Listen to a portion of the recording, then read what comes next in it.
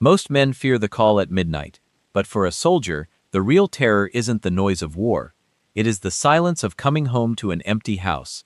I have seen bodies torn apart by IED in the desert. I have seen villages burned to ash. But nothing, absolutely nothing, prepared me for what I saw in that hospital room.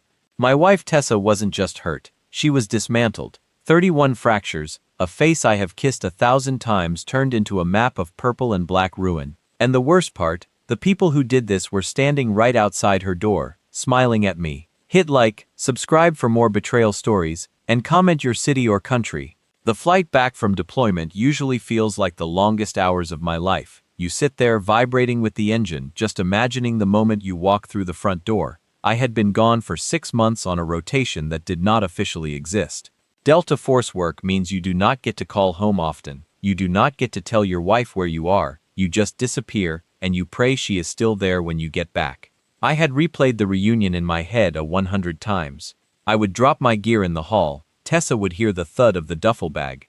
She would come running around the corner, sliding in her socks on the hardwood floor, and she would jump into my arms. That was the dream that kept me sane while I was hunting bad men in the dark. But when my taxi pulled up to our driveway at 2 a.m., the lights were off. That was the first thing that made the hair on the back of my neck stand up. Tessa never turned the porch light off when she knew I was coming. She used to say it was her lighthouse guiding me back from the storm. Tonight, the house was a black void. I paid the driver and walked up the path. The silence was heavy. It pressed against my ears. I reached for my keys, but I didn't need them. The front door was unlocked. It was cracked open about an inch. My hand instantly went to my waistband, reaching for a sidearm that wasn't there. I wasn't in the sandbox anymore.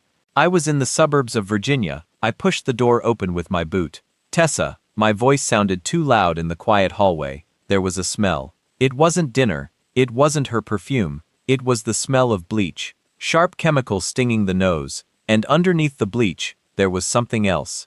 Copper metallic, the smell of old pennies. I know that smell. Every operator knows that smell. It's blood. I moved through the house, clearing rooms out of instinct. Living room clear, kitchen clear. But the dining room, the rug was gone. The hardwood floor was wet. Someone had scrubbed it, but in the moonlight coming through the window, I could see the dark stains that the bleach hadn't quite lifted. My phone buzzed in my pocket, shattering the silence. It was a number I didn't know. "Is this Hunter?" a voice asked. It was deep, professional, and tired. "Speaking, this is Detective Miller. You need to get to St. Jude's Medical Center. Immediately." The drive to the hospital is a blur in my memory. I don't remember the traffic lights. I don't remember parking. I only remember the cold air hitting my face as I sprinted toward the emergency room doors. I flashed my military ID at the nurse's station. "Tessa, my wife, where is she?" The nurse looked at me with pity. That was the second warning. When the nurses look at you with pity, it means there is no good news. "She is in the ICU, sir. Room 404. But you should know the family is already there." The family? My stomach twisted. Tessa's family wasn't like mine. I grew up with nothing. Tessa grew up in a fortress. Her father, Victor, was a man who owned half the real estate in the county and owned the other half of the politicians. And then there were her brothers, 7 of them. Dominic, Evan, Felix, Grant, Ian, Kyle, and Mason. The Wolf Pack, Victor called them. They were loud, arrogant men who treated the world like it was something they could buy or break. They had never liked me. To them, I was just a grunt, a government dog who wasn't good enough for their sister. I turned the corner toward the ICU waiting area, and there they were. It looked like a blockade. Victor was sitting on a bench, looking at his watch like he was late for a board meeting. The 7 brothers were standing in a semicircle around the door to her room. When they saw me, the atmosphere changed. It wasn't grief I saw in their eyes. It was annoyance. Finally, Victor said, standing up. He smoothed his expensive suit. "The soldier returns. Where is she?" I growled, stepping forward. Dominic, the oldest brother, stepped in my path. He was a big guy, a gym rat, but he had soft hands. He put a hand on my chest. "Easy, Rambo. She's not in a state to see anyone right now." I looked at his hand on my chest. Then I looked at his eyes. "Touch me again, Dominic, and you'll be in the bed next to her." He hesitated, then stepped back. I pushed past them and opened the door. The sound of the ventilator was the only thing in the room. Whoosh, click, whoosh. I walked to the side of the bed, and my knees almost gave out. If the name on the chart didn't say Tessa, I wouldn't have known it was her. Her face was swollen to twice its size. Her jaw was wired shut. One eye was completely sealed shut, purple and black. Her beautiful blonde hair had been shaved on the left side to make room for stitches that ran across her scalp like a railroad track. I reached out to touch her hand, but her hand was in a cast. I touched her shoulder instead. It was the only place that didn't look broken. "Tessa," I whispered. "I'm here, I'm home." She didn't move. The machine just kept breathing for her. The door opened behind me. It was the detective, Miller. He looked uncomfortable, shifting his weight from one foot to the other. "Mr. Hunter," Miller said, "I'm sorry." "Who did this?" I asked, not turning around. My eyes were fixed on Tessa's broken face. "We believe it was a home invasion," Miller said. "Robbery gone wrong. It happens. They probably panicked when she came downstairs, beat her, took some jewelry, and ran." I turned around slowly. I looked at the detective. Then I looked past him through the glass window of the room at Victor and his 7 sons. They were talking to each other, laughing. Mason, the youngest, was showing something on his phone to Kyle. "A robbery," I repeated. "Yes, sir. We found signs of forced entry at the back door." I looked back at Tessa. I gently lifted her arm, the one that wasn't in a cast. I looked at her fingernails. They were clean. "Detective," I said, my voice dangerously calm. "My wife is a fighter. She takes kickboxing classes 3 times a week. If a stranger broke into our home and attacked her, she would have clawed his eyes out. There would be skin under her nails. There would be defensive wounds on her forearms." I pointed to her arms. "Smooth, no bruises on the outside of the forearms." "She didn't fight back," I said, "which means she knew the person. She let them get close. Or she was held down." The detective's eyes flickered toward the window, toward Victor. It was a micro-expression, a tiny split second of fear. I caught it. "We are investigating all leads," Miller said, sweating now. "But the father, Mr. Victor, he has been very helpful. He hired a private security team to watch the house now." "I bet he did," I said. I walked out of the room. The 7 brothers stopped talking as I approached. Victor looked at me with cold, dead eyes. "Tragedy," Victor said flatly, "but we will take care of her. Hunter, you have done your duty. You can go back to your base. We have the best doctors money can buy."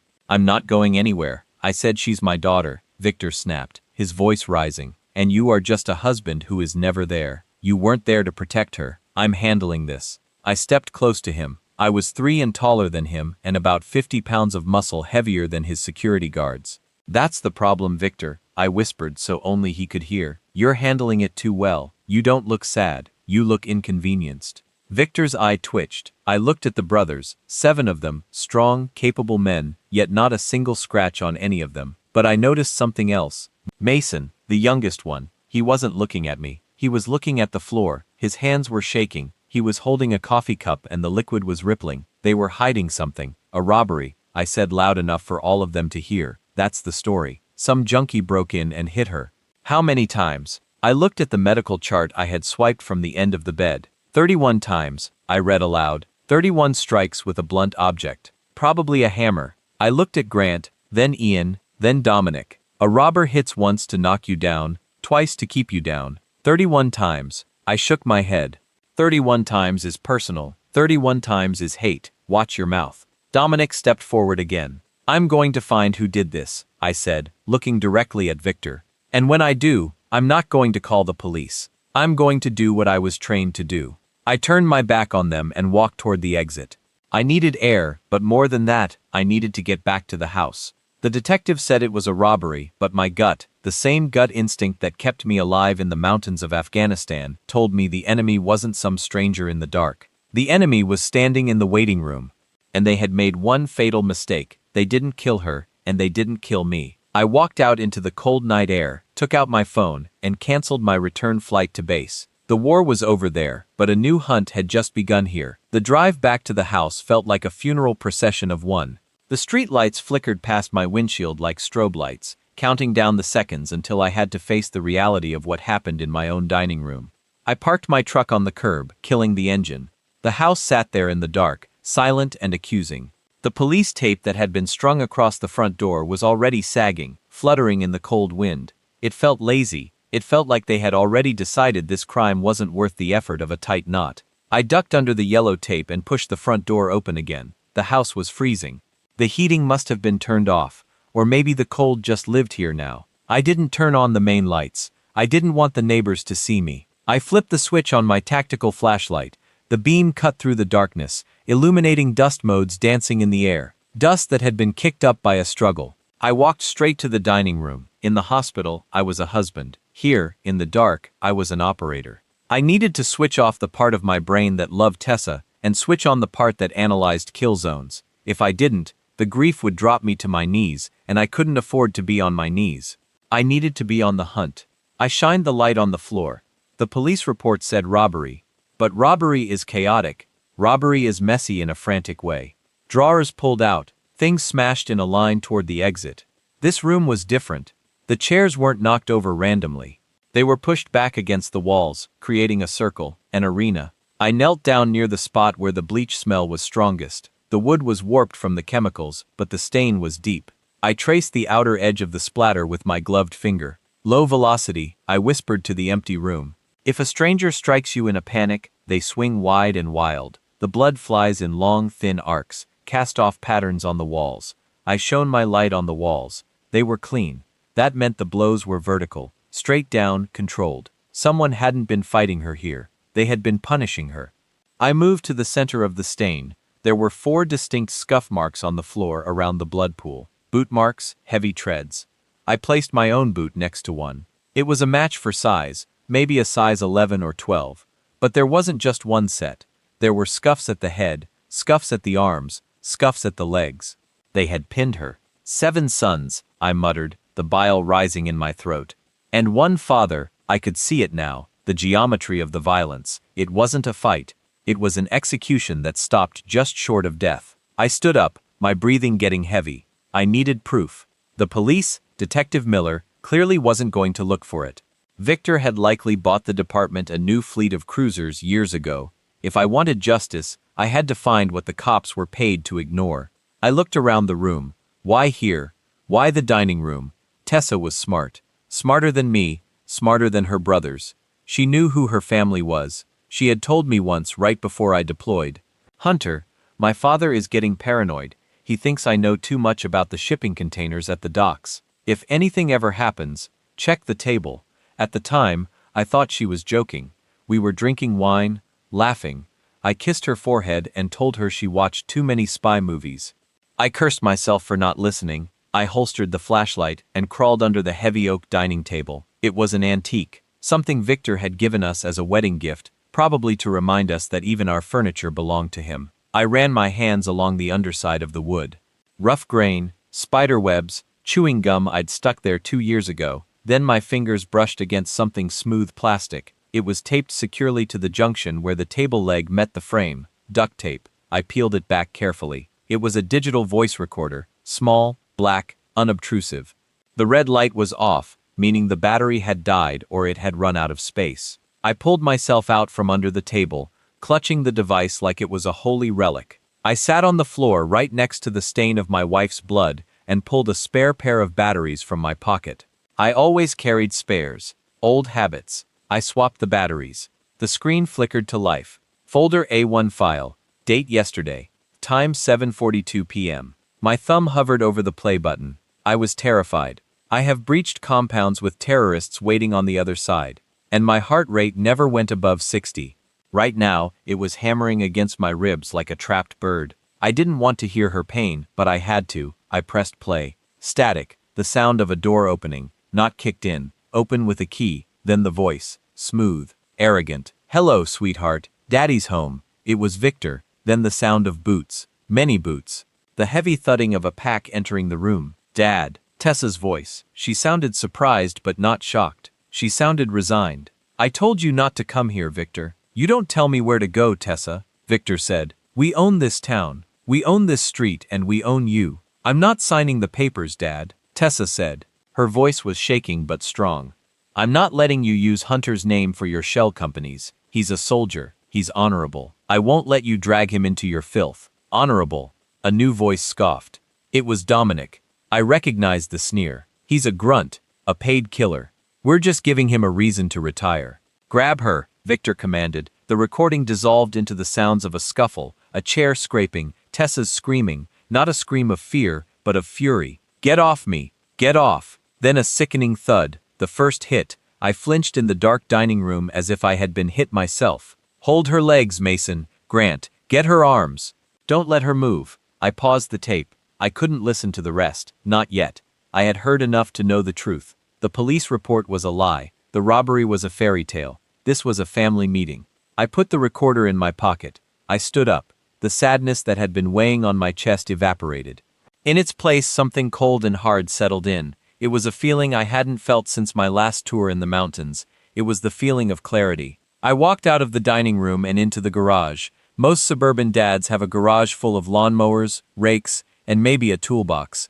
I had those things too, but behind the pegboard, where I hung my wrenches, there was a false wall. I pushed the hidden latch. The pegboard swung open. Inside was a heavy steel safe. I spun the dial, left, right, left. Click. The door swung open. Inside was a collection of hunting rifles. It was my past.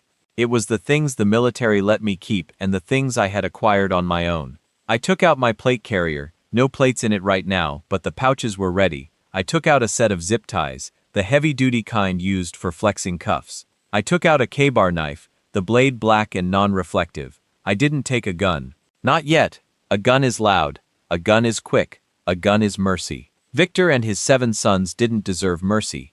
They deserved to feel every second of what was coming. I looked at my reflection in the small mirror mounted inside the safe door. My eyes looked different. The blue was gone, replaced by a dark, dilated pupil. The husband was asleep. The Delta operator was awake. I needed to know where they were. I needed to track the pack, and I knew exactly who the weak link was. Mason, the youngest, the one who was shaking in the hospital, the one who held the coffee cup like it was a grenade. He was the one who held her legs. He was the one who watched, and tonight, he was going to be the first one to speak. I closed the safe, grabbed a black hoodie, and walked out into the night. The silence of the house didn't bother me anymore, because I knew very soon the silence would be broken by the sound of Mason screaming. The night air was biting, but I walked with the windows of my truck down. I needed the cold. I needed to keep my temperature low, my pulse steady. I drove to a secluded spot, an old overlook near the quarry that teenagers used for drinking and that I used for thinking. It was dark, silent, and dead. Perfect. I killed the engine and sat there for a moment, just breathing. The digital recorder was in my pocket, burning a hole through the fabric against my thigh. I had paused it right before the real horror began. I knew I had to listen to the rest. If I was going to do what I planned to do, I needed fuel. I needed to hate them more than I loved my own freedom. I pulled the recorder out. The small red light blinked once, a single mechanical heartbeat in the dark cab of the truck. I pressed play. The sounds that filled the truck were worse than any war zone. In war, there is chaos, shouting, explosions. This was intimate. This was the sound of heavy breathing, of fabric rustling, of leather gloves creaking as hands tightened their grip. "Please," Tessa gasped. Her voice was strained, like someone was pressing a knee into her chest. "Dad, please don't do this." "I gave you a choice, Tessa." Victor's voice was calm. Terrifyingly calm. It sounded like he was lecturing a child about spilled milk. "I told you the business comes first. The family comes first. You chose him. You chose the outsider." "He's my husband," she screamed, a sound that cracked in the middle. "He's a liability," Victor said. "And you? You are a disappointment." "Hold her head still, Dominic." Then the counting began. Thud. A wet, sickening crunch. It wasn't the sound of wood hitting bone. It was the sound of metal crushing cartilage. 1. Victor counted softly. Tessa didn't scream immediately. The first hit must have shocked her system into silence. Then a low guttural moan that didn't sound human. Thud 2. "She's moving too much." One of the brothers, Evan maybe, grunted. "Grab her hair, pin it to the floor." I gripped the steering wheel so hard the leather creaked. My knuckles turned white. I could see it in my mind. My wife, my beautiful strong Tessa, pinned to the floor of the house we built together, looking up at the faces of her brothers while her father beat her. Thud, thud, thud. 5, 6, 7. Victor wasn't rushing. He was taking his time. He was pacing himself. "You wanted to go to the feds, Tessa?" Victor panted slightly between swings. "You wanted to tell them about the shipments, about the crates in warehouse 4. Well, here is your subpoena." Thud 8. Tessa was crying now, begging. "Mason, Mason, help me, please." There was a pause on the tape, a hesitation. "Don't you look away, Mason," Victor snapped. "Look at her. This is what happens to rats. This is what happens to traitors. Hold her leg tight or I will break yours next." "I'm holding it, Dad." Mason's voice, weak, trembling, but he didn't let go. He held her leg while his father shattered her. That was the moment I marked Mason for death. Cowardice is a sin, but participating in the torture of your own sister to save your own skin, that is a soul rot that cannot be cured. The counting continued. The sounds of the hammer hitting flesh became wet, squishy. The crunching of bones stopped because there was no bone left to break in that spot. 2021. I forced myself to listen to every single number. I etched each one into my brain. Every number was a promise. Every number was a debt I would collect. 3031. Victor let out a long breath. The metal hammer clattered to the floor. "That's enough." Victor said. "She's done." "Is she dead?" Kyle asked. "Doesn't matter," Victor replied. "If she lives, she's a vegetable. If she dies, we bury her. Either way, she can't talk. Clean the hammer, get the bleach. Make it look like a break-in. Break the back door lock." "What about Hunter?" Dominic asked. "He's coming back tonight." "Let him come," Victor laughed. It was a cold, dry sound. "He's a soldier. He follows orders. He respects authority. I'll talk to the chief of police. We'll spin a story. Hunter will be too busy crying to ask questions. And if he does, well, accidents happen to soldiers all the time." The recording ended. I sat in the silence for a long time. He follows orders. That's what they thought. They thought I was a dog on a leash. They thought the uniform made me obedient. They didn't understand what Delta Force really was. We don't just follow orders. We are the ones they send when the orders are illegal. We are the ones they send when the law isn't enough. I wasn't a soldier anymore. Tonight, I was an insurgency of one. I put the recorder away and started the truck. I didn't go back to the hospital. I didn't go back to the house. I drove to a 24-hour hardware store 3 towns over. I walked the aisles under the buzzing fluorescent lights. I looked like any other guy working a late shift, maybe a contractor fixing a leak. I bought a few things: a roll of heavy-duty plastic sheeting, a box of industrial-strength zip ties, a staple gun and a hammer, a heavy claw-style framing hammer. I weighed it in my hand. It felt balanced. Solid. I paid with cash. The sleepy teenager at the register didn't even look up from his phone. "Have a good night," he mumbled. "It's going to be a long one," I said. I drove back toward the city. I knew where the wolf pack would be on Friday nights. After a big win, and to them, silencing Tessa was a win. They always went to the same place, the Velvet Lounge, a high-end private club downtown that Victor owned. They would be there drinking expensive scotch, patting each other on the back, celebrating their brutality. I wasn't going to storm the club. That would be suicide. 7 targets plus security plus Victor. No, you don't hunt a pack of wolves by running into the middle of the den. You wait on the perimeter. You wait for the straggler. I parked my truck 2 blocks away in the shadows of an alley. I pulled my hood up and walked toward the club. I found a spot across the street, tucked into the doorway of a closed bakery. I watched the entrance. An hour passed, then 2. At 2:45 a.m., the door opened. Laughter spilled out onto the street. Dominic and Grant walked out first, loud and stumbling. Then came the others. They were high on adrenaline and liquor, but one was trailing behind. Mason. He wasn't laughing. He looked sick. He walked slightly apart from the group, checking his phone, looking over his shoulder. He waved off the offer of a ride in the limo. "I'm going to walk a bit, clear my head," I heard him say. "I'll grab a cab later. Suit yourself, baby brother," Dominic cheered. "Don't have nightmares." The limo pulled away with the 6 brothers. Mason stood alone on the sidewalk. He lit a cigarette, his hand shaking so badly he dropped the lighter twice. He started walking down 4th Street, heading toward the quieter part of town. Perfect. I moved out of the shadows. I didn't run. I walked with a silent rolling gait that made no sound on the pavement. I closed the distance. 50 yard, 30 yard, 10. He stopped at a corner, waiting for the light to change. There were no cars, just him and the ghosts he was trying to drink away. I stepped up right behind him. I could smell the expensive scotch sweating out of his pores. I leaned in close, my lips almost touching his ear. 31, I whispered. Mason froze. He went rigid as a statue. The cigarette fell from his fingers. He slowly turned his head. His eyes were wide, bloodshot, filled with a primal terror. He recognized me instantly. "Hunter," he stammered. I didn't get in the alley, I said. I didn't show a weapon. I didn't have to. The look in my eyes was the weapon. No, I can't. I grabbed his wrist. I didn't squeeze hard, just enough to let him feel the pressure point. I twisted. He gasped, dropping to one knee. We need to talk about your sister, I said softly, and you're going to tell me everything or I'm going to start counting. Mason looked around for help, but the street was empty. He looked at me, and he saw his death. He nodded, tears instantly springing to his eyes.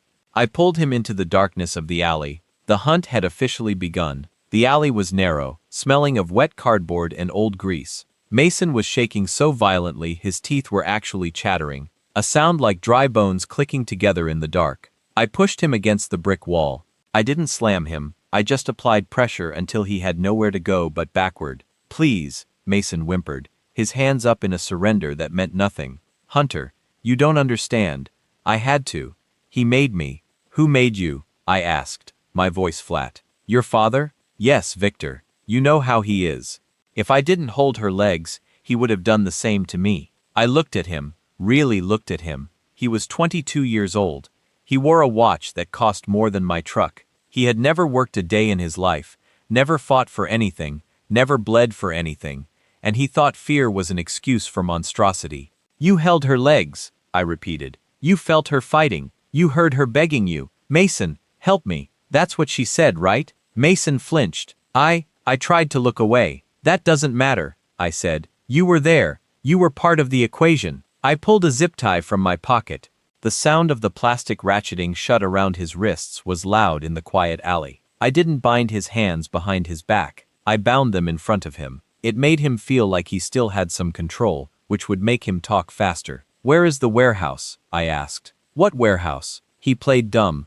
A reflex. I took the hammer out of my belt loop. I didn't raise it, I just let the heavy steel head rest in my palm. Mason's eyes locked onto it. He knew exactly what this hammer meant. He had seen one just like it earlier that night. Warehouse 4, he blurted out. At the docks, the south terminal. That's where the shipment is. What's in the shipment?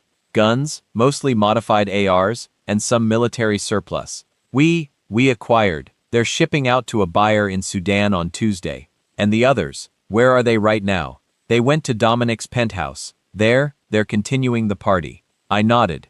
Information acquired, but I wasn't done with Mason. He was my message in a bottle. You're going to do something for me, Mason. You're going to disappear. What? If you go back to them now, they'll know I got to you. They'll know I know, and they'll circle the wagons. I need them paranoid. I need them wondering. I dragged him to my truck. I didn't throw him in the trunk. That's amateur hour. I put him in the passenger seat and engaged the child lock. I buckled him in. We're going for a ride. I said I drove him 20 meters out of town to an old abandoned grain silo I had scouted years ago for training exercises. It was isolated, soundproof, and terrifying at night. I walked him inside. The space was vast and echoed with every step. I zip-tied him to a support beam. I gave him a bottle of water. I didn't beat him. I didn't touch him. You stay here, I said. You think about what you did. You think about the number 31. You're leaving me here, he cried. I'll freeze. It's 50 degrees, I said. You'll be uncomfortable, but you'll live. Tessa might not, so you sit here and pray she wakes up, because if she dies, I come back, and I won't bring water next time. I left him screaming into the darkness and drove back to the city. Now, the real work began. I parked a block away from Dominic's penthouse building. It was a fortress of glass and steel, the kind of place bought with blood money. I couldn't get in, not yet, but I could see in. I set up in a parking garage across the street on the top level. I pulled out my spotting scope. Through the floor-to-ceiling windows of the penthouse, I could see them. The wolf pack. Dominic was pacing a drink in his hand. He looked angry. He was probably calling Mason's phone. Evan and Felix were sitting on the couch laughing at something on the TV. Grant was doing lines of something white off the coffee table. Ian and Kyle were arm wrestling on the kitchen island. They looked so comfortable, so safe. I took out my phone. I had cloned Mason's SIM card before I left him at the silo, a little trick a contact and intel taught me. I sent a text from Mason to the group chat. Message: I can't do this anymore. I'm going to the cops. Don't look for me. I watched through the scope. The reaction was instant. Dominic checked his phone. He froze. He showed the phone to Evan.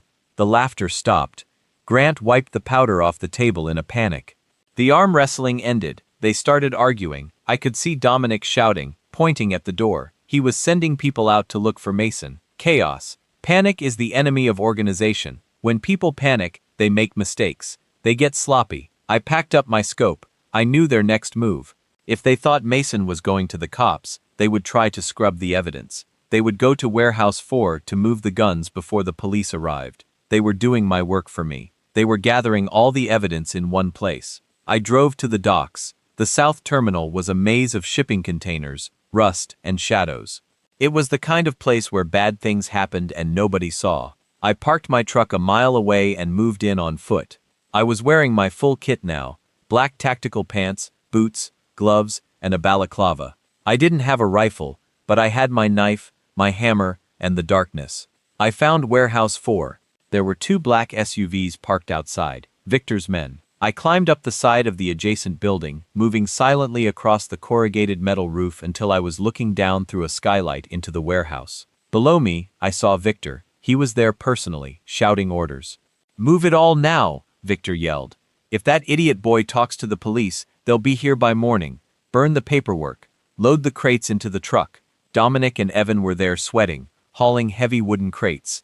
I knew Mason was weak.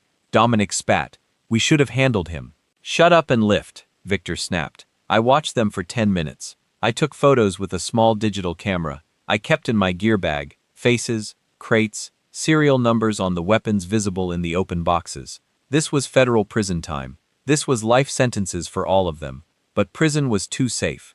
Prison meant they got 3 meals a day and a bed. Tessa didn't get that. I needed to thin the herd. I moved to the back of the warehouse where the power junction box was located. It was an old industrial box, rusted shut. I pried it open with my knife. I found the main breaker for the warehouse lights. I didn't cut it yet. I waited. A guard, one of Victor's private security goons, not a brother, walked out the back door to have a smoke. He was standing right below me. I dropped. I landed behind him, silent as a cat. Before he could turn, I had him in a sleeper hold. 6 seconds later, he was unconscious.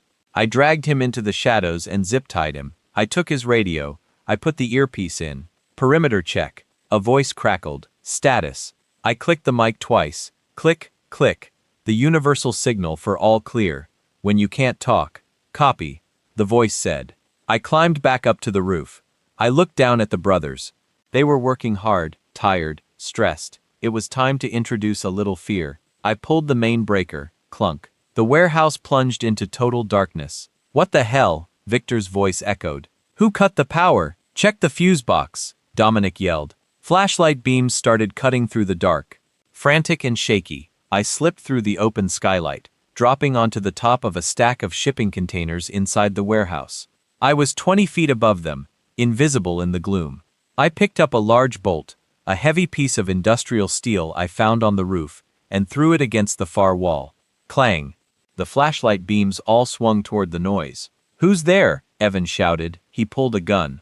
A flashy chrome pistol. He held it sideways like a gangster in a movie. I moved along the tops of the containers, silent. I dropped another bolt on the opposite side. Clang. They spun around again. "It's Mason," Victor hissed. "He's trying to scare us." "Mason, get out here, boy." I wasn't Mason. I located my first target. Kyle. He had drifted away from the group to check the back office. He was alone. I dropped down behind him. He heard my boots hit the concrete and spun around, shining his light in my face. For a second, all he saw was a figure in black. "Mason?" he asked. I stepped forward and knocked the flashlight out of his hand. It spun across the floor, the beam creating a dizzying strobe effect. "Not Mason," I whispered. "I didn't kill him." I swept his legs, dropping him hard to the concrete. As he tried to scramble away, I grabbed his right hand, the hand he used to hold Tessa down. I placed it on the concrete floor. I raised my boot. "Crunch!" Kyle screamed, a high piercing sound that cut through the dark warehouse. I vanished back into the shadows before the others could reach him. "Kyle!" Dominic yelled. "Kyle, where are you?" They found him cradling his shattered hand, sobbing on the floor. "He's here," Kyle gasped. "It's Hunter. He's here." "Hunter?" Victor sounded unsure. "He's a soldier, not a ghost. He's in the dark," Kyle screamed. He crushed my hand. The brothers huddled together, their flashlights pointing outward in a circle. They were terrified. They were the prey now. I watched them from the top of the containers. 1 down, 6 to go. And the night was still young. Panic is a virus. It spreads faster than any infection. I watched from the high ground atop a stack of shipping crates as the wolf pack crumbled below me. They were no longer a family. They were a terrified herd of animals flashing their lights into the darkness, jumping at shadows. Victor was trying to maintain control, but his voice was tight. "Stop screaming. Everyone form a perimeter. Watch the doors." He broke my hand. Kay was still sobbing on the floor, clutching his mangled fingers. "He just appeared out of nowhere. He's a demon. He's one man," Victor roared, slapping Kyle across the face to shut him up. "One man with a grudge. Grant, Ian, check the loading dock. Dominic, Evan, get the guns loaded. We kill him if he steps into the light." I smiled under my mask. If I stepped into the light, I didn't plan on stepping anywhere they could see me. I watched Grant and Ian move toward the loading dock doors. They were shoulder to shoulder, their pistols raised. Their technique was sloppy. They were looking straight ahead, tunnel-visioned. They forgot to look up. I moved silently along the metal rafters. The warehouse was old, and the beams were thick with dust, but sturdy. I was directly above them. Ian was shaking. "I don't like this, Grant. Did you see Kyle's hand? It looked like hamburger meat." "Shut up," Grant hissed. "Just find the breaker and turn the lights back on." They reached the door. Grant reached for the handle. I dropped a heavy coil of rope I had found on the catwalk. It hit the ground 10 feet behind them with a loud thump. Both of them spun around, firing blindly into the dark. Bang, bang, bang. Muzzle flashes lit up the warehouse like lightning strikes. They were shooting at nothing. "Hold your fire," Victor screamed from the center of the room. "You'll hit the crates." I used the noise of their gunfire to drop down behind a forklift. I was now on the ground level behind their line of sight. Grant and Ian were reloading, their hands trembling. "I hit him," Grant said, trying to convince himself. "I think I saw him fall. You shot a pile of pallets," I said. My voice seemed to come from everywhere and nowhere in the echoey warehouse. They froze. "Who said that?" Ian whispered. I picked up a large wrench from the forklift seat. I threw it hard, skidding it across the floor to their left. As they turned toward the noise, I moved right. I was on Ian before he could turn back. I didn't use a knife. I used my elbow, driving it into the solar plexus. The wind left him with a wet wee. He folded in half. I grabbed him by the back of his tactical vest and hurled him into a stack of empty oil drums. The crash was deafening. Grant spun around, eyes wild. "Ian!" He saw me then, just a silhouette in the gloom. He raised his gun. I was faster. I closed the distance in 2 strides. I grabbed the slide of his pistol, pushing it out of battery so it couldn't fire. With my other hand, I struck him in the throat, a precise controlled chop to the vagus nerve. Grant gagged, his eyes rolling back. He dropped the gun, clutching his neck. I swept his legs, and he hit the concrete hard.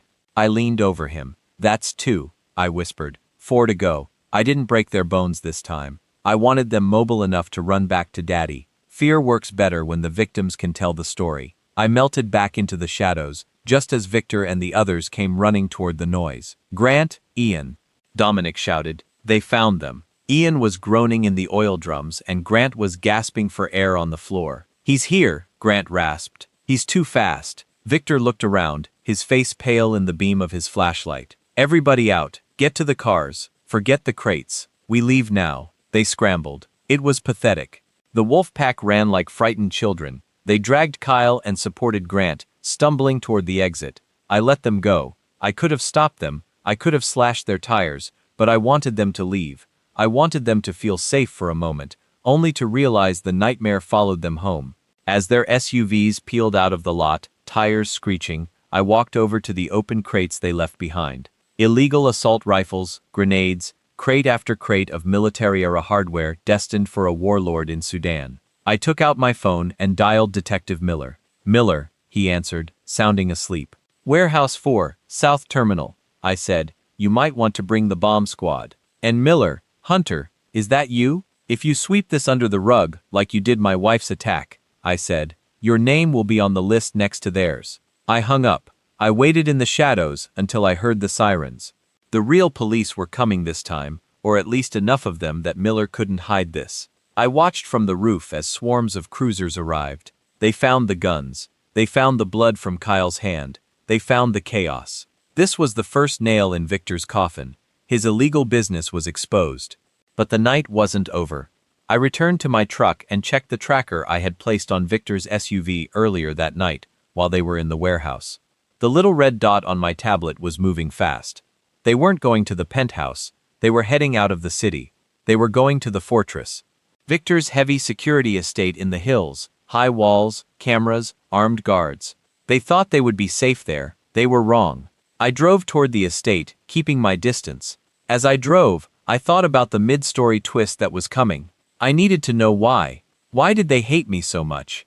Why did they hate her so much? Victor was a monster, yes, but monsters usually have a reason. Money wasn't enough of a reason for 31 hammer strikes. My phone buzzed. It was a text from an unknown number. Message: I know what you're doing and I can help, but you need to know the truth about Tessa. I stared at the screen. Who is this? I pulled over to the side of the road. Me? Who is this? Reply: someone who hates Victor as much as you do. Meet me at the old diner on Route 9 alone. It was a trap. It had to be, but my instincts told me something else. The text didn't feel like a threat. It felt like a lifeline. I turned the truck around. The fortress could wait. The hunt could pause for an hour. If there was a truth I was missing, I needed it. I arrived at the diner. It was a 24-hour greasy spoon with flickering neon lights. There was only one car in the lot, a modest sedan. I walked in. A woman was sitting in the back booth. She was wearing a trench coat and sunglasses even though it was 4 a.m. I sat across from her. I kept my hand near my knife. She took off her glasses. She was older, maybe 50. Her face was lined with stress, but her eyes were sharp. You don't know me, she said. My name is Eleanor. I was Victor's personal assistant for 20 years until he fired me last week, because I refused to shred the files on Tessa. Why did they do it, Eleanor? I asked. Why did they try to kill her? Eleanor reached into her bag. I tensed. She pulled out a manila envelope and slid it across the table. It wasn't just about the guns, Hunter, she whispered. Tessa found out about the guns. Yes, but that wasn't why Victor snapped. It was what she told him that night. What did she tell him? Open it. I opened the envelope. Inside was a medical report. It was dated 2 weeks ago. Patient, Tessa Hunter. Status, pregnant, 8 weeks. My heart stopped. The world tilted on its axis. Pregnant? She didn't tell you yet, Eleanor said softly. She wanted to surprise you when you came home. She went to Victor that night to tell him she was leaving the family for good. She told him, my child will not grow up around a monster like you. My child will be a hunter, not a wolf. I stared at the paper. My hands were shaking. A baby. We were having a baby. Victor couldn't handle that. Eleanor continued. He couldn't handle the idea of his bloodline being mixed with yours. He calls you a mongrel. He wanted to wipe the slate clean. He wanted to kill the baby. I looked up at her. The rage I felt before was a candle flame. What I felt now was a nuclear explosion. Did the baby survive? I asked, my voice cracking. Eleanor looked down. The report from the ER said trauma to the abdomen. I don't know, Hunter. I'm sorry. I stood up. The booth seat creaked. Thank you, Eleanor, I said. Go home. Lock your doors. Where are you going? She asked. I'm going to finish this, I said. I'm going to kill them all. I walked out of the diner. The sky was starting to turn gray in the east. Dawn was coming, but for Victor and his sons, the sun was about to set forever. I got back in my truck. I didn't feel the cold anymore. I didn't feel fatigue. They killed my child. They beat my wife. The rules of engagement were gone. There was no more non-lethal. There was no more sending a message. This was extermination. I drove toward the estate. The wolf pack was huddled inside their fortress, thinking they were safe behind walls and guards. They didn't know that a Delta father was coming for them, and a Delta father doesn't stop until the threat is eliminated. The sun was bleeding into the sky, a bruised purple dawn that matched the feeling in my chest.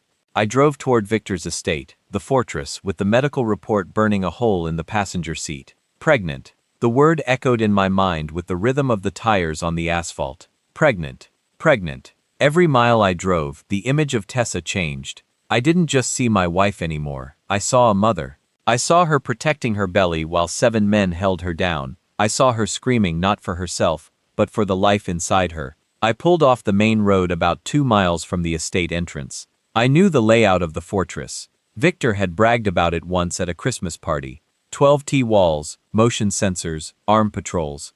But every fortress has a flaw, and Victor's flaw was arrogance. He thought technology could replace vigilance. I parked the truck in a dense patch of woods and continued on foot. I moved through the forest like a ghost. I was back in the mountains of Torah. The trees were different. The air was thicker, but the mission was the same. Infiltrate, destroy, exfiltrate. I reached the perimeter wall. It was stone-topped with electrified wire. I took out a pair of rubber-insulated wire cutters. I didn't cut the wire. That would trigger an alarm. Instead, I found a tree that grew close to the wall, a massive oak whose branches hung over the boundary. Victor had likely kept it for aesthetics. Bad move. I climbed the tree. I crawled out onto the limb that extended over the wall. I dropped down onto the manicured lawn inside. I was in. I moved from shadow to shadow, avoiding the sweeping arcs of the security cameras. I made my way to the main house.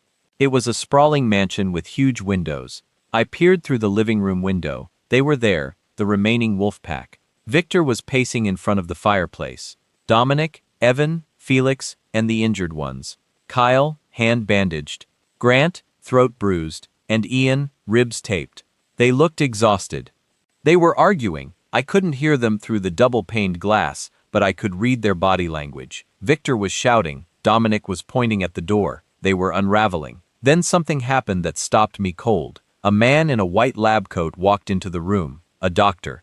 I recognized him, Dr. Sterling. He was the chief of surgery at St. Jude's, the same hospital where Tessa was lying in a coma. Why was he here? I pressed my ear against the glass, straining to hear. Complications? Sterling was saying, but she is stable for now. And the extraction? Victor asked. Successful? Sterling nodded. The C-section was performed immediately upon arrival. The trauma-induced labor, but the fetus was viable. 32 weeks, not 8.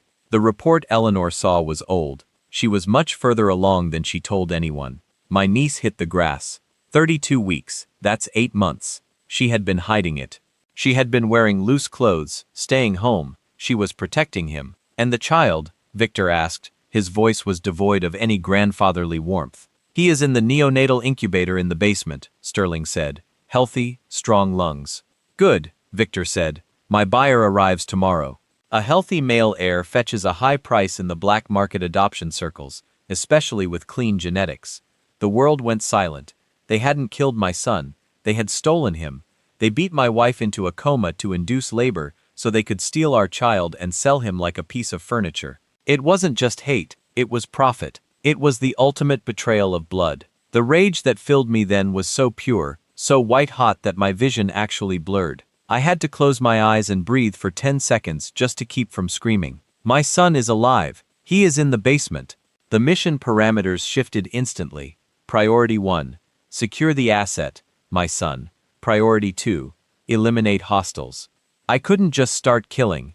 If a stray bullet went through the floor, if a fire started, I could hurt the boy. I needed to be surgical. I moved around the house to the basement access. There were storm doors locked from the inside. I used a small pry bar to gently wedge the lock. It snapped with a dull pop. I slipped inside. The basement wasn't a dark dungeon. It was a fully equipped medical facility. Victor had built a private clinic down here for off-the-books treatments for his criminal friends. And there in the center of the room was an incubator. The soft hum of the machine was the only sound. Inside, under the warm light, was a tiny, wriggling baby boy. He had a full head of dark hair, my hair. I walked over to him, my boots heavy on the linoleum. I placed my gloved hand on the plastic glass. He was so small, so perfect, and he was alone in a room full of monsters. I'm here, buddy, I whispered. Dad's here. I needed to get him out. But the incubator was heavy, plugged into the wall. I couldn't just carry it out through the woods. He needed the warmth, the oxygen mix. I heard footsteps on the stairs above. Check the levels. Victor's voice drifted down. I want him in prime condition for the handoff. The door at the top of the stairs opened. I had seconds. I couldn't hide. I couldn't run with the baby yet. I looked around. There was a breaker panel on the wall. I flipped the main switch for the upstairs power, but left the emergency generator circuit, which powered the medical equipment alone. Upstairs, the lights died. What now? Victor screamed. Dominic, check the generator. Heavy footsteps came thundering down the stairs. Dominic, I hid behind a stack of oxygen tanks. Dominic burst into the room, his flashlight sweeping the space. It's fine down here, he yelled up. The medical circuit is separate. It must be the main grid. He walked over to the incubator. He looked at my son. Little bastard. Dominic sneered. He tapped on the glass hard. The baby flinched. That was it. I stepped out from behind the tanks. Don't touch him, I said. Dominic spun around, dropping his flashlight. He reached for his gun, but he was too slow. I didn't use a weapon. I grabbed him by the throat with one hand and slammed him against the wall. The impact shook the room. You, Dominic choked, his eyes bulging. How? Shoo, I whispered, pressing my finger to my lips. You'll wake the baby, I squeezed. Dominic clawed at my arm, his legs kicking. But he was fighting a man who had trained to kill with his bare hands since he was 18. I crushed his windpipe. Not enough to kill him instantly, but enough to ensure he wouldn't be breathing without a tube for the rest of his miserable life. He slumped to the floor, gasping for air that wouldn't come. I took his gun, I took his radio, I looked at the baby. He was sleeping, unaware that his uncle was dying 3 feet away. One down, I whispered to my son. 5 to go. I dragged Dominic's body into a supply closet. I took his phone. I sent a text to the group chat. Message from Dominic. Generator is acting up. Need a hand. Send Evan. I waited. 2 minutes later, the door opened again. Dominic. Evan called out. What's wrong with the damn thing? Evan walked down the stairs. He saw the incubator. He saw the empty room. He didn't see me standing in the shadow of the doorframe. As he passed me, I struck. A solid blow to the back of the knee to drop him, followed by a sleeper hold. Evan struggled for 4 seconds. Then he went limp. I dragged him into the closet with Dominic. It was getting crowded in there. I had neutralized the 2 biggest threats, but Victor was still upstairs with Felix, Grant, Ian, Kyle, and the doctor. I couldn't lure them all down here one by one. They would get suspicious. I needed to change the game. I looked at the oxygen tanks, highly flammable, explosive if ruptured. I grabbed a wrench. I loosened the valve on one of the spare tanks just enough to let a steady hiss of gas escape. The room started to fill with pure oxygen. I found a rolling medical cart. I carefully unplugged the incubator's battery backup. It had 2 hours of charge and loaded the unit onto the cart. I was taking my son and I was leaving them a surprise. I pushed the cart toward the storm doors I had entered through. The fresh air hit my face. I rolled the cart out into the night, hiding it behind a thick row of hedges about 50 yards from the house. I covered it with my camouflage tarp, leaving enough airflow. Stay quiet, soldier, I whispered to the baby. I went back to the basement door. I took a road flare from my kit. I stood at the bottom of the stairs and yelled. Vector, the name echoed up the stairwell. I heard the commotion upstairs. Footsteps running. Hunter, Victor screamed. He's in the basement. Kill him. They were coming. All of them. I lit the flare. It sparked to life a brilliant red magnesium fire. I tossed it into the room filled with leaking oxygen. I slammed the storm door shut and ran. Boom! The explosion was contained but massive. It blew the basement windows out. It shook the foundation of the house. Smoke poured out of the vents. The fire alarm started wailing. I ran back to the hedges. The baby was crying now, startled by the noise. I rocked the cart gently. It's okay, I said. That was just the fireworks. I looked back at the house. The basement was an inferno, but the fire was spreading up. They would be forced out. They would have to run out the front door, right onto the lawn where I was waiting. The trap was sprung. I wasn't the hunted anymore. I was the one holding the match. The front door burst open. Victor and the remaining sons stumbled out, coughing, eyes watering from the smoke. They were disorganized, panicked, and blinded by the smoke. And I was sitting in the tree line, watching them through the scope of Dominic's rifle. Run, I whispered. The lawn of the fortress was bathed in the flickering orange glow of the house fire. It was beautiful in a terrifying way, like watching Rome burn, but on a suburban scale. The fire alarm was still shrieking, a relentless mechanical scream that masked the sound of my breathing as I lay prone in the tree-zine. Victor and his sons, Felix, Grant, Ian, Kyle, stumbled onto the grass, coughing and wiping soot from their eyes. The doctor, Sterling, ran out last, clutching his briefcase like it held his soul. Where are Dominic and Evan? Victor screamed, looking back at the smoking doorway. They were in the basement, Felix yelled. The explosion came from down there. Get the water, Victor ordered, pointing at a garden hose. Put it out. The boy is down there. They didn't care about Dominic or Evan. They cared about the product. They thought the baby was still in the incubator burning. I watched through the scope of Dominic's rifle. The crosshairs drifted over Victor's chest. I could end it right now. One squeeze, center mass. But death was too easy. A bullet is a period at the end of a sentence. I wanted to write a whole paragraph of suffering for them. I wanted to dismantle everything they had before I took their lives. I lowered the rifle. The fire trucks were coming. I could hear the sirens in the distance. The police would be with them. And this time, with the warehouse raided and illegal guns found, the police wouldn't be friendly. I looked at the baby in the incubator cart next to me. He was safe, sleeping under the tarp. I picked up Dominic's phone, which I had taken earlier. I unlocked it with his thumbprint, another benefit of having the body nearby earlier. I went into his banking app. I went into his email. While they were fighting a losing battle against the fire, I was fighting a war on a different front. I accessed the family's offshore accounts. Dominic was the money man. He had all the passwords saved in a secure folder called the Vault. Arrogance is a terrible security system. I initiated a transfer, not to me. I wasn't a thief. I transferred every single cent. Millions of dollars from the arms deals, the real estate scams, the bribes to a charity for victims of domestic violence. Enter. Transfer complete. In 3 seconds, the Wolfpack went from being the richest family in Virginia to being broke. Then I opened his email. I found the folder labeled Insurance. It contained PDFs of bribes paid to judges, police chiefs, and politicians. I forwarded it to the FBI field office in Richmond. I forwarded it to the Washington Post. I forwarded it to Detective Miller, just to let him know his career was over. Checkmate, I whispered. The sirens were getting louder. Victor must have heard them too. He stopped yelling at his sons. He looked at the gate. We have to go, Victor said. The feds will be here. If they find the lab is burning, Dad, Felix shouted. The evidence is gone. Not all of it, I said to myself. I picked up the incubator cart. I needed to move. I couldn't be here when the cops arrived.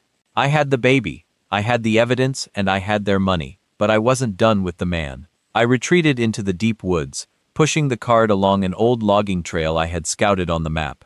I moved 2 miles away to a safe house, an old hunting cabin that belonged to a buddy of mine who was deployed overseas. It was off the grid. Solar power, well, water, no internet. I got the baby settled. I warmed up a bottle of formula I found in the medical supplies on the cart. Feeding my son for the first time, it changed me. Watching his tiny hands grip the bottle, seeing his eyes open and look at me blue just like mine, it washed away the blood on my hands. I'm going to call you Leo, I whispered. Because you're a little lion. You survived the den. Leo fell asleep. I checked the news on my phone. Breaking news. Fire at prominent businessman's estate reveals illegal medical lab. Police discovered 2 bodies in basement. Massive arms trafficking ring exposed. They found Dominic and Evan. The news reported them as bodies, but the coroner would find they were alive barely. They were in critical condition from smoke inhalation and blunt force trauma to the throat. Victor, Felix, Grant, Ian and Kyle were in the wind. They had fled before the police arrived. Good. If they were in custody, they would get lawyers. They would get plea deals. They would get 3 meals a day. If they were running, they were in my world. I knew where they would go. When a wolf is wounded, it doesn't go to the city, it goes to the wild. Victor had a doomsday cabin in the Blue Ridge Mountains. He talked about it all the time. If the world ends, we go to the ridge. It was a fortified bunker disguised as a log cabin. Solar panels, satellite comms, food for years. It was where they would go to regroup, to hide, to plan their counterattack. They thought it was a sanctuary. I knew it was a trap.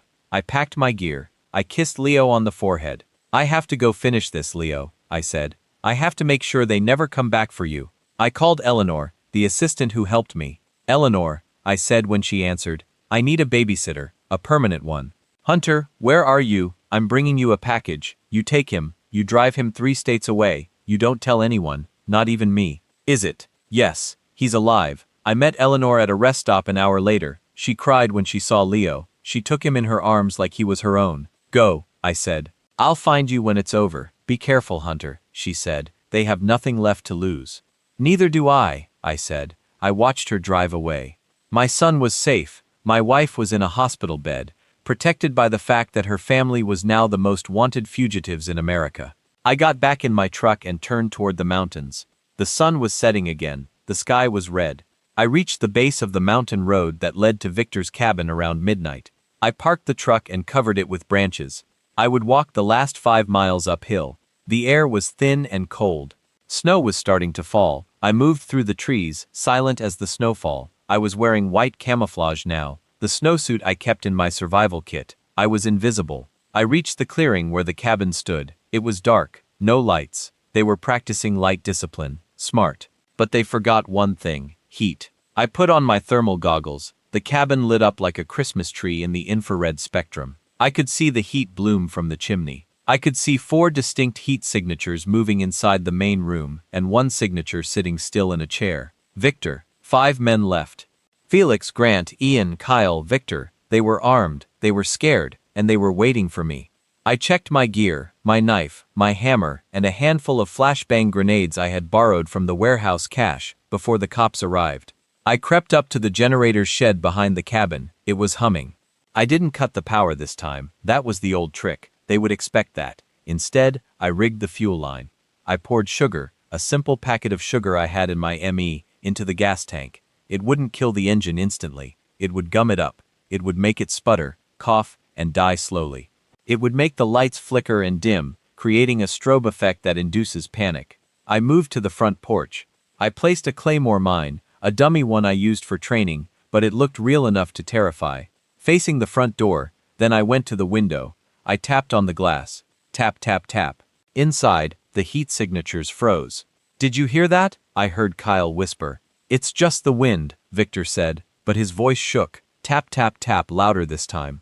"Go check it," Victor ordered Felix.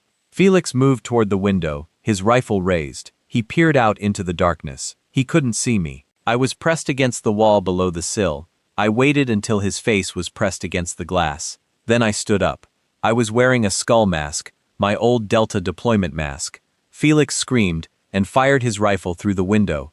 Crash! Glass shattered. I rolled away instantly, disappearing into the snow. "He's here," Felix yelled. "He's outside. Kill him," Victor roared. "Everyone outside. Surround the cabin." The front door flew open. Grant and Ian ran out, guns blazing into the dark woods. They saw the claymore mine on the porch. "My!" Grant screamed, diving off the porch into the snow. Ian followed him. They lay there face down in the freezing snow, waiting for an explosion that never came. While they were pinned down by a fake mine, I circled back to the rear door. I kicked it open. I threw a flashbang inside. Bang! A blinding white light, a deafening concussive boom. I walked into the room. Victor was sitting in his chair, rubbing his eyes, blinded. Felix was on the floor, ears ringing. Kyle was cowering in the corner. "Hello, boys," I said. I closed the door behind me and locked it. "Now," I said, lifting the hammer. "Who wants to be number 3? The flashbang smoke still hung thick, the room flickering dim in the dying power. Every beam of light quivered between life and darkness, exactly how I wanted it. Felix was coughing, disoriented. Kay was trying to crawl behind a couch. Victor was still seated, one hand over his face, the other feeling for the pistol on his thigh. The hammer felt heavy and alive in my hand, vibrating like it already knew its purpose. "Hunter," Victor's voice cracked through the fog. "Listen to me. This won't bring her back." "It's not about bringing her back," I said, stepping into the light. "It's about making sure no one forgets what you did." Felix swung blindly at me with his pistol. I stepped sideways and smashed the weapon down with the hammerhead, driving it into the floorboards. He howled, clutching his wrist. I brought the hammer up again. Not to kill, not yet, just to mark him. One strike to the shoulder joint. Clean. Measured. His scream shuddered through the cabin. Kyle jumped from behind the couch, knife trembling in both hands. I didn't move until he was almost on me. Then I pivoted, caught his forearm twisted. The knife clattered to the floor. I held him by the collar, his terror soaking my glove. I begged Dominic to stop. Kyle blurted. "I told them to stop." "Then you should have helped her," I said, pressing the handle of the hammer against his throat. "You held the camera." He froze, realization breaking through his panic. His lips parted, but no sound came out. I let him fall unconscious to the floor with one sharp hit to the temple. Victor had found his gun by then. He leveled it, hands shaking. His aim was good for a man half-blind and bleeding rage. "After all these theatrics," he hissed, "you still think you're righteous. You broke into my home." I cut him off. "You broke into mine first." He fired. The shot cracked against the wall inches from my ear. I dove behind the overturned couch. Plaster rained from the ceiling. The generator outside began coughing. It was starting to choke on the sugar I'd poured in earlier. The lights flickered harder now, pulsing like a dying heartbeat.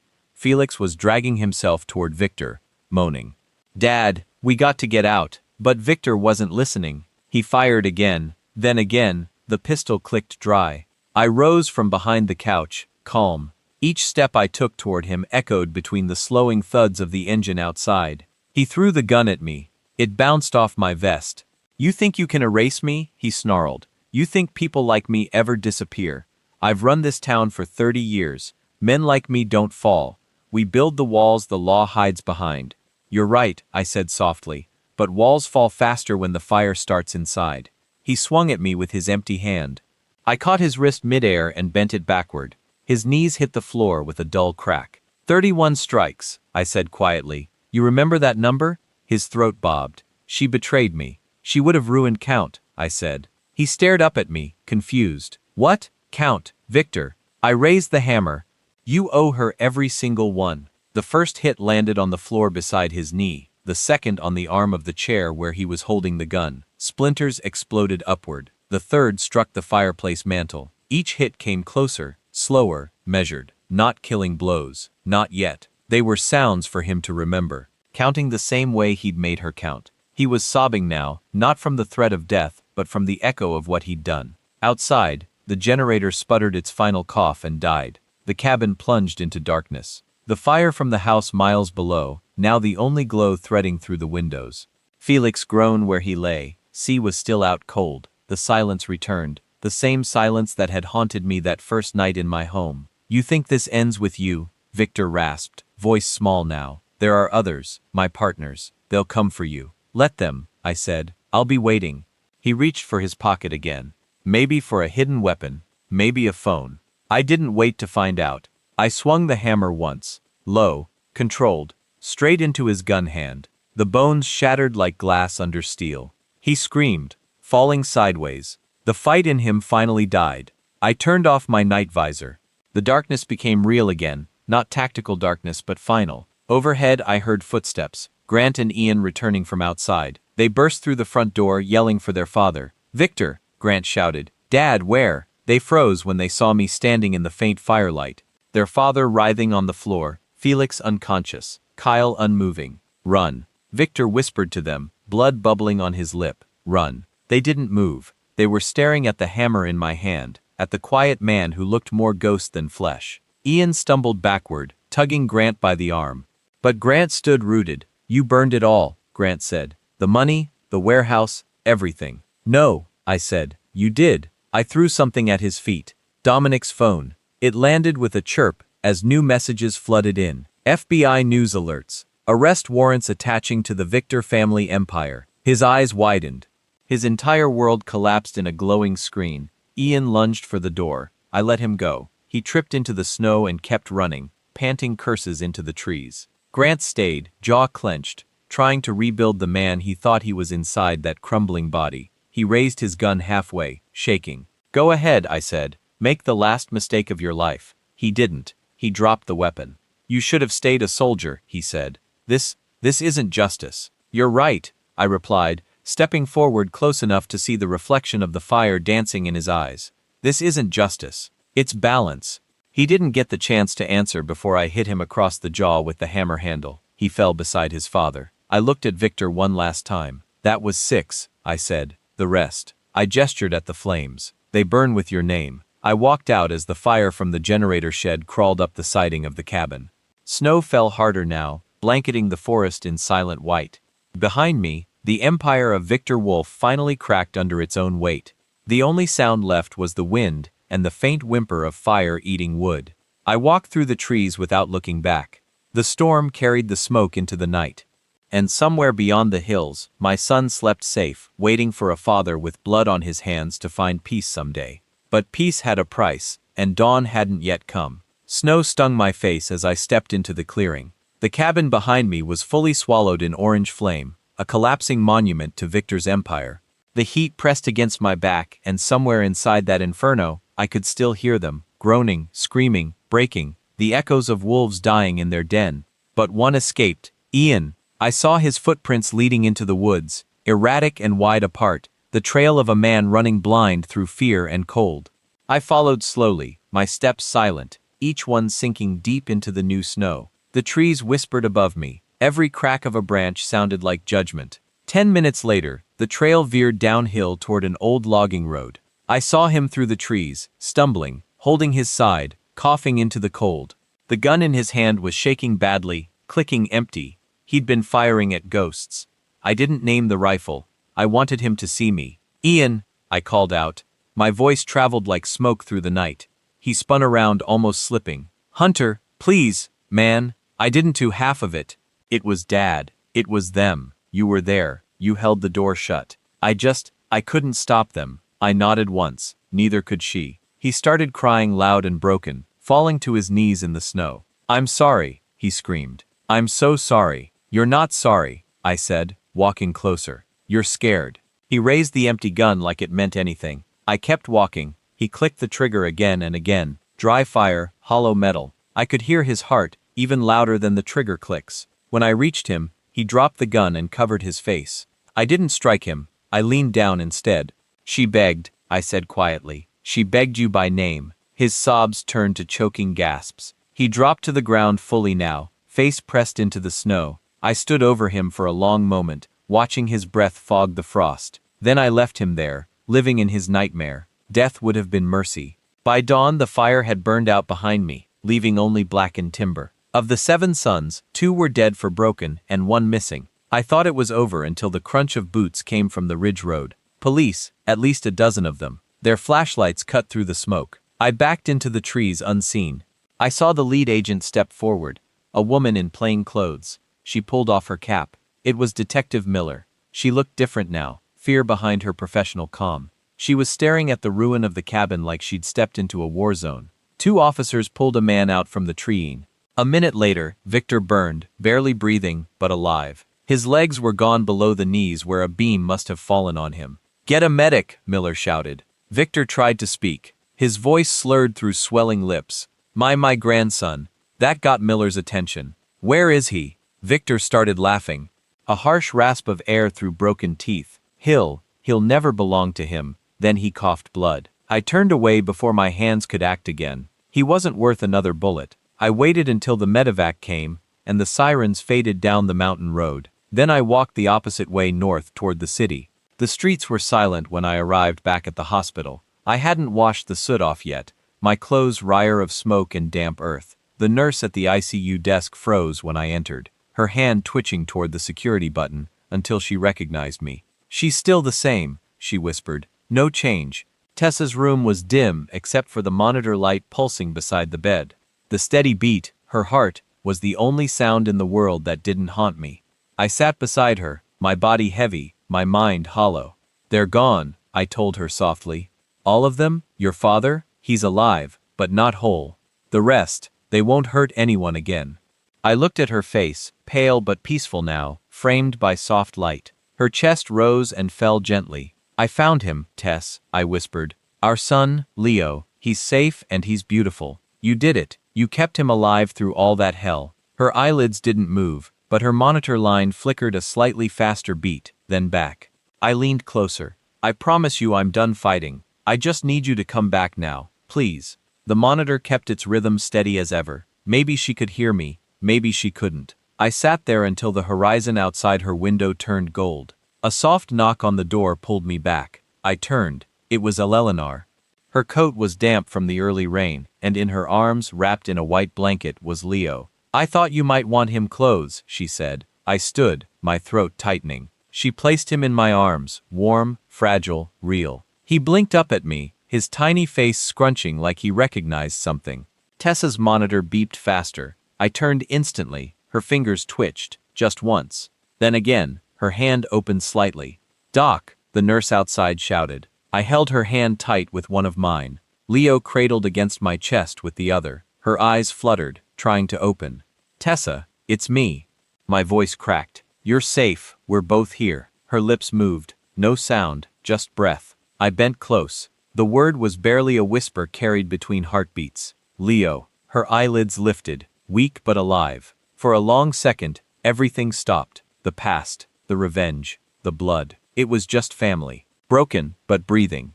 Outside the hospital window, light flooded through the rain clouds. The storm was over for now. 3 days passed before I stepped outside that hospital room again. 3 days of silence, broken only by the rhythmic beeping of machines and the quiet breaths of the woman I'd almost lost. Tessa was alive, barely, but alive. And Leo slept every few hours in a bassinet beside her bed. Every time his small fingers curled around mine, I reminded myself what the word revenge had cost us. But even peace can't hide from the law. When I finally walked into the hallway, 2 federal marshals were waiting. Black suits, stone faces, ID badges flashing under the fluorescent light. "Hunter Wolf?" one asked. "That's me," I said calmly. "Come with us. You're wanted for questioning in connection with the Victor Wolf incident." I didn't argue. I knew this day would come. I looked back through the glass window of Tessa's room. Her eyes were open now, barely watching me. I gave her a small nod. One soldier's promise to another. They led me through the snow-covered parking lot where unmarked SUVs idled. The cold cut through my hospital hoodie, but didn't reach the fire still simmering in my chest. Inside the interrogation room, they barely let me sit before the questions started. Agent Ramirez, the lead, leaned forward. "You want to tell me what you were doing in the mountains the night the Wolf family property exploded?" "Driving," I replied. He smirked. "You expect us to believe that?" "I don't expect you to believe anything." He leaned in. "We found 7 men tortured, crippled, burned, 2 dead. We found recordings on a hidden drive in Victor's house. They show everything. The attack on your wife, the cover-ups, the trafficking. You're not a suspect anymore, Hunter. You're a witness." That threw me. Ramirez opened a file and slid a photo across the table. It was Victor, in a hospital bed, heavily bandaged, skin grafts climbing up his face. His eyes were open, glassy, aware enough to hate. "He refused to name anyone," Ramirez said. "Claimed he fell victim to an electrical accident. But with everything we found, his empire's over. He'll never see sunlight again." "What about his sons?" Ramirez shrugged. "The surviving 5 are facing charges that'll bury them for life." "That's justice, Wolf. You got it." I stared at the photo for a long moment. "Justice," I echoed.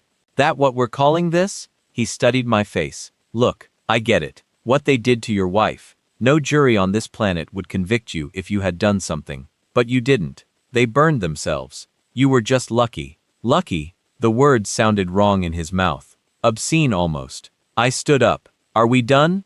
He hesitated, then nodded. "You can go, but if you ever remember something useful about Victor's offshore accounts, call me." I walked out of the precinct into the weak morning sun. Snow was melting on the asphalt. The city was waking up. Normal people heading to jobs, holding coffee cups, laughing into phones. Life didn't stop just because mine had been burned beyond recognition. When I reached the hospital, Tessa was sitting upright, pale, fragile, but alive in every way that truly mattered. She turned her head when I walked in, eyes wet but strong. "I heard," she said softly. "They caught them." I nodded. "Then it's over." "Not yet," I said, pulling something from my jacket pocket, a small velvet box. Her eyes widened slightly. "Hunter, what is that?" I opened it. Her old wedding ring rested inside, polished, cleaned, unbroken despite everything that had happened. "They didn't take this from us," I said. "They only delayed it." Her hand trembled as I slipped the ring back onto her finger. Tessa cried silently, leaning back against the pillows. I sat beside her, holding her hand the way I used to, our fingers interlocked together. The monitor beeped steadily beside us. Leo stirred in the bassinet and let out a small sound that cut gently through the heaviness in the room. For the first time in months, I smiled, but I couldn't ignore the shadow lingering beneath her words. "What'll happen to us now?" she whispered. I looked out the window. Police cruisers, reporters, chaos, a world forever circling, waiting for fresh blood. "We rebuild," I said. "And this time, no one gets in." For a moment, the silence between us wasn't heavy anymore. It was healing instead. Then came a knock at the door. Detective Miller stepped in, wearing a sling and a weary expression. He looked older now than when I'd first met him. "You've got a visitor," he said, straight from D.C. Behind him walked a woman in a dark business suit, a federal seal pinned to her lapel. She introduced herself as Special Agent Wren. "Mr. Wolf," she said, "we're activating you under Title 14, Special Recon Status. The public doesn't know who shut down the Wolf Network, but you did us a real service. The Bureau could use someone with your skills. I laughed quietly under my breath. You want me to work for you? You need a clean slate. We can give you that, she said. New identity, relocation, permanence if you want it. Tessa tensed behind me. He's done fighting, she said sharply. Ren nodded. We'll call that your decision then. But if you ever change your mind, she slid a card onto the hospital tray. You've already proven you can deliver justice without leaving fingerprints behind. When she left, the only sound remaining was Leo's quiet breathing. Tessa looked at me, eyes questioning. Are you thinking about it? No, I said, but it's nice to know hell still thinks I'm qualified. She laughed softly. Then Hunter, promise me this. No more blood, no more war. I nodded. I promise. Outside, the wind shifted, carrying the last traces of smoke down from the mountains. I looked at Leo, then down at her hand resting in mine, the ring glinting faintly beneath the sunlight. Maybe peace was fragile, maybe it wouldn't last forever, but for now, it belonged to us. The snow had melted into quiet puddles by the time we finally left the hospital. The world looked different now. Smaller, slower, as though it had finally exhaled after holding its breath for far too long. Tessa sat in the wheelchair, cradling Leo, sunlight spilling across her face like forgiveness itself made visible. She wasn't fully healed yet, not completely, but she was free. We drove north along the coastline, away from everything that had once defined us. The streets where her father's name still echoed, the house that would forever remember blood. A rented cabin waited for us by the ocean, simple, empty, silent. For the first time, silence didn't sound like loss anymore. It sounded like peace instead. I built a small fire while Tessa slept inside with the baby. The waves rolled in steadily, each one whispering against the sand, like an old friend gently saying, breathe. The flames danced low, orange and gold. And I thought about everything that had brought us to this point, the pain, the rage, the long nights where I had become something less than human just to protect what little remained of everything. And now, sitting beside the fire, I understood that vengeance doesn't fill you up. It empties you out completely.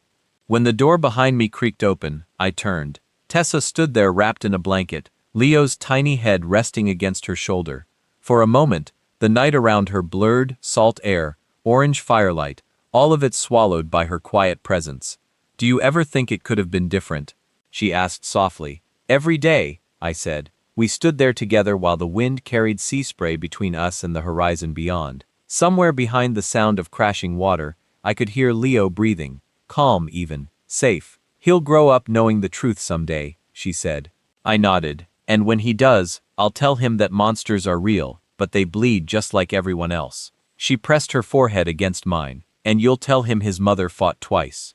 Once to live, and once to forgive. Yeah, I whispered, my voice rough with emotion. He'll know that forgiving saved us more than revenge ever could have. We stood there until dawn broke, the fire slowly turning to embers, the sky washing from black into pale silver. I watched the first rays of light touch Leo's face. He stirred slightly, then smiled in his sleep. It hit me harder than any bullet, any battlefield ever had. That small, peaceful smile. It was everything we had fought for. The siren songs of revenge had finally gone silent. The war was over. I lifted my eyes toward the ocean and felt the weight finally lift from my chest. Not gone completely, but carried away by the waves instead. Somewhere out there, Victor Wolf's empire had crumbled into dust. And somewhere in here, the hunter I used to be had finally set down his hammer for good. Sometimes winning isn't about destroying your enemies completely. It's about choosing not to become them yourself.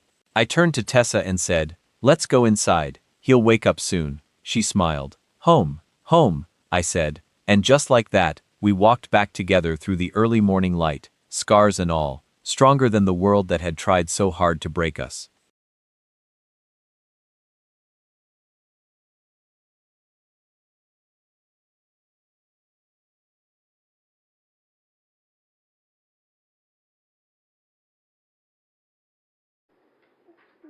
Bisma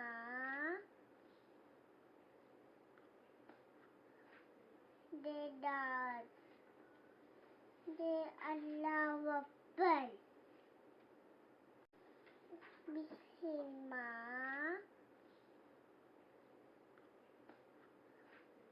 de dad. で、Allah Akbar.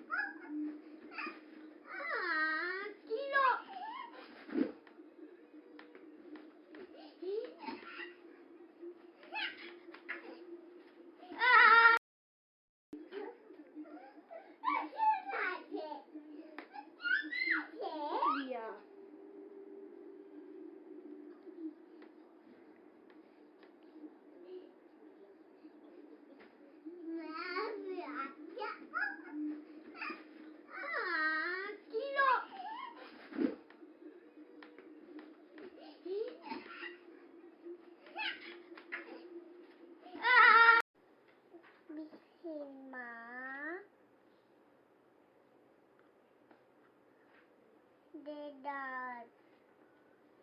They are lovable. Bihima.